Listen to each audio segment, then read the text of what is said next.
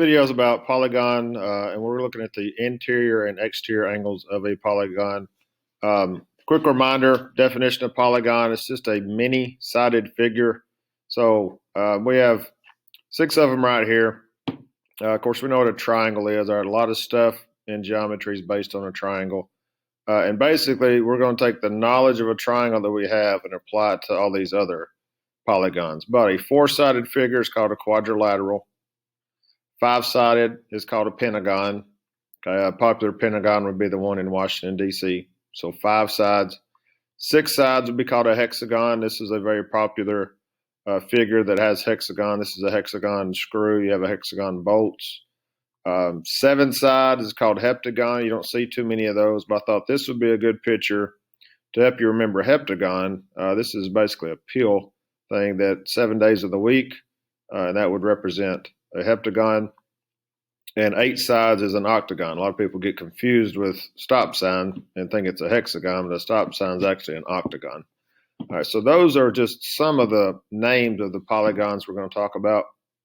Those are the main ones, and those are the ones we kind of need to know to go forward. And if we know these, then the rest of them will be fine. So what we're going to do is we're going to take the knowledge we know of a triangle and apply it to all these as far as angle goes. So what we should know about the interior angles of a triangle is they add up to 180. So these angles right here, yield sign, like all 3 of these angles are going to add up to 180 no matter what that triangle looks like. Okay, so we're going to take the idea of that and apply it to all these. So again, we're talking about interior angles of all these. So the interior angles of this quadrilateral, this is a kite. A kite is one of the quadrilaterals. Now, quadrilaterals, we think of squares and rectangles and maybe a rhombus, all those things.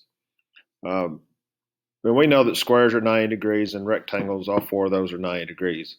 But, 90, 90, 490s make 360, but is that true in all quadrilaterals? What we're going to do is, again, take the knowledge that we know that a triangle is 180 and see how many triangles we can cut each one of these polygons into. And then based on we know that each triangle is 180 degrees, we can find the sum of each one of these. So if we take a quadrilateral, we can cut that. If we take, go from one vertex to the diagonal, you can see we cut that into 2 separate triangles. And if triangles are 180, so this triangle, the sum of that is going to be 180, and the sum of these interior angles of this triangle is 180, then I have 2 times 180. And that's going to be the sum of all the quadrilaterals. So whether it's a square, rectangle, rhombus, or in this case a kite, those are going to add up to 360 degrees, those 4 angles. So then I'll take a pentagon, and I do the same thing. I go, and you be sure to go from the same vertex. So if I go from the same vertex, how many triangles can I cut that pentagon into? Well, if I take a look at this, let's go from this vertex. You can see if I do this, I can cut this into 1 triangle, right? The 2 sides of the pentagon plus this one that I drew. 2 triangles and then a 3rd triangle here. So I can cut a pentagon into 3 triangles. Well, if each triangle is 180, we're going to go 3 times 180 to get the total of that. Okay, and we'll do that later. All right, hexagon. How many triangles can I cut that into? Well, if I look at it and go from this vertex, I can cut it into 4 separate triangles. Okay, and then I go 4 times 180 because a triangle is 180, and I get what those should add up to be. And surely by now you're going to see a pattern. So if I have a heptagon, I can make 5 triangles. So I'll go 5 times 180. And I'll take an octagon, and I can make 6 triangles. So I have this little one right here. I have this one. This triangle. And you can see I have, I can make 6 triangles out of those 8 sides, coming from the same vertex. Okay, so when you do this, you'll see a pattern. Okay, so we're going to fill out this little worksheet right here with this idea in mind. Okay, so on the left bottom side of this worksheet, it shows the list of just the popular polygon names. And you see we have the triangle, quadrilateral, pentagon, hexagon, heptagon, octagon, like we did over here. But it also has the 9 sides. It's called a nonagon, 10 sides, a decagon, right? A lot of geometry is based on prefixes and suffixes. So deca means 10. And then you have 12, it's a dodecagon. There's names for pretty much all of them, but anything past 12, we just say an n-gon. So if something has 20 sides, we call it a 20-gon.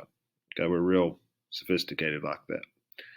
All right, so let's look at a chart we're going to fill out. So with this idea in mind, we're going to fill out this chart. So if I have 3 sides, it's a triangle, 4 sides, quadrilateral, and so on. All right, and we just did this work. So a triangle is obviously one triangle, but the quadrilateral we could cut into 2 triangles and 3 and so on and so on. So when you see this pattern, what happens is every time I add a side, I add a triangle. Which every time I add a triangle, I add 180 degrees. And the pattern that you should see is as these increase by 1, when the sides increase by 1, the number of triangles increase by 1. But the difference each time is 2. So 3 sides makes 1 triangle, 4 sides makes 2, 5 sides makes 3. So the difference is going to be 2. So pattern you should see is I'm going to take the sides, subtract it by 2, and that tells me how many triangles. And of course, the triangle is 180, and that's going to get me all of these, the sum of the interior angles of all these. So you're going to use this formula,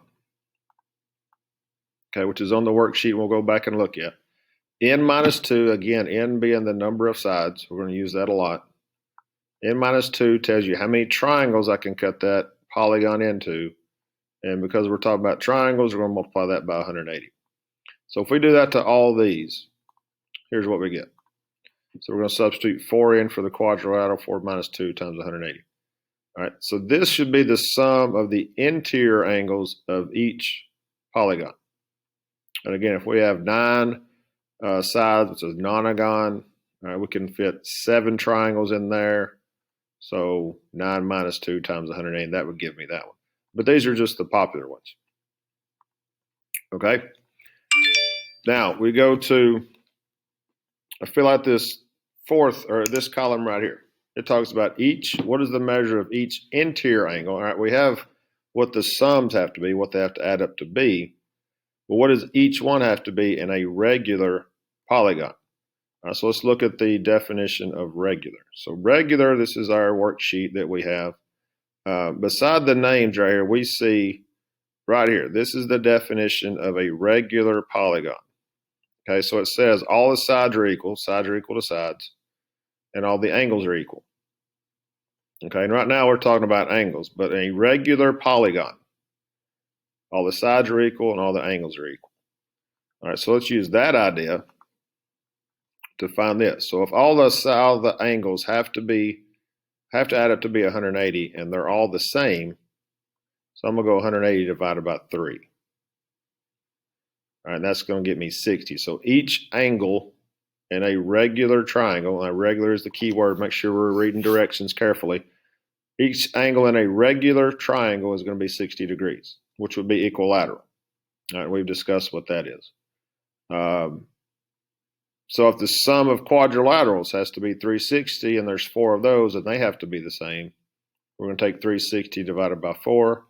Each one should be 90, which would make sense because a regular quadrilateral would basically be a square. It would be a square.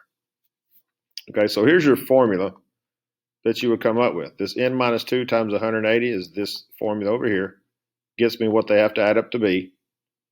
And then I divide by how many sides I have. Okay, so when I do that to each one of these, this is what I get. So if I go n minus 2 times 100, divide by n, however many number of sides we get, this is what each angle should be in a regular quadrilateral. So it's just substitution into that formula. Okay, now let's talk about exterior angles. So exterior angles are a little different. So let's take a look at those. So exterior angles are a little different. So this little program helps us visualize this. All right, so these are the interior angles, just talked about those. Those in a triangle have to add up to 180. But let's look at the exterior angles. Okay, so if I go vertex to vertex, I run a line. This would be the exterior angle to that. Now, we're talking about regular. So if you think back, let's pretend that's a regular triangle. It means each one is 60 inside. So if each one of these is 60, all right, go back to linear pairs and supplementary and that vocabulary. If this is 60, this should be 120 to make that 180. Linear pairs, these two make a line. All right, so if that's true, and this is truly regular, then all these would be 120. But what you're going to see is it doesn't matter what's happening, that's going to make a circle. And a circle is 360 degrees, which is 120 times 3. So it's 360 in a triangle. Let's look at the other ones. Now let's take this quadrilateral. Right? We know they have to add up to 360 inside. Okay, let's try to make this regular the best we can. So let's try to make a square. So pretend that's a square. We know those are 90. Okay, but look at the exterior angles. When I combine those, it also makes a circle, which is 360. So it works for a triangle, is 360, the exterior angles, and also a quadrilateral, right? Because they make a circle. So let's look at a pentagon. Okay, and we'll try to make a pentagon the best we can. Let's see. So something five-sided, that they all have the same length, and it all have the same angle. So something like that would be a regular pentagon. But watch what happens to the exterior angles to this. That also makes a circle, which is 360. So it works for triangle, quadrilateral, pentagon, and as you go through all of these, it's going to do the same thing. They're all going to make a circle, which is 360. So that's a hexagon. We could go all the way to octagon, and it's going to do the same thing. They're going to be 360. So what you're going to see is it doesn't matter what figure I have, the exterior angles are going to add up to 360. All right, so let's take that idea to here. All right, so if all of them equal 360, the exterior angles added together 360, again, we're talking about a regular polygon. Right, all angles the same, all interior angles the same. Then basically here's my formula. I'm taking 360 because they have to add up to 360 and divided by how many sides we have. And if I do that to all of these, here's what I would get. Which this should make sense because if all the interiors are 60, then all the exteriors have to be 120 because they have to add up to 180. And you see that's going to be a pattern all the way throughout. So a pentagon of 360 divided by 572, that should make sense because the interior has to be 108. So if that's 108, 108 plus 72, that should be 180. It should make sense. So you kind of see right here why there's not a lot of heptagons because you have decimal, and these are rounded decimals, is angle measurements, and those are really hard to build and construct. But that's pretty much the idea behind polygon interiors and exterior angles. So I do want to look at this worksheet and explain kind of what all this stuff is. All right, so all these formulas, you see n's everywhere. The n is going to represent the number of sides. So this is a formula for the sum of interior angles. All right, we put n minus 2 times 180, and they just put it in reverse. It's the same thing. All right, so for a regular, which regular, again, all angles the same, we're going to take that n minus 2 times 180 and divide by n. Now, this is just a different way to write it. Most of the time, you see it like this. All right, and then we just did the sum of the exterior angles. They have to be 360 in all polygons. So if I need to find each one in a regular, where all of them are the same, then I do this. So this is just explanation of what we just did in the previous part of this video. The right side will be covered in a different video, but hopefully that helps. And if not, let me have questions.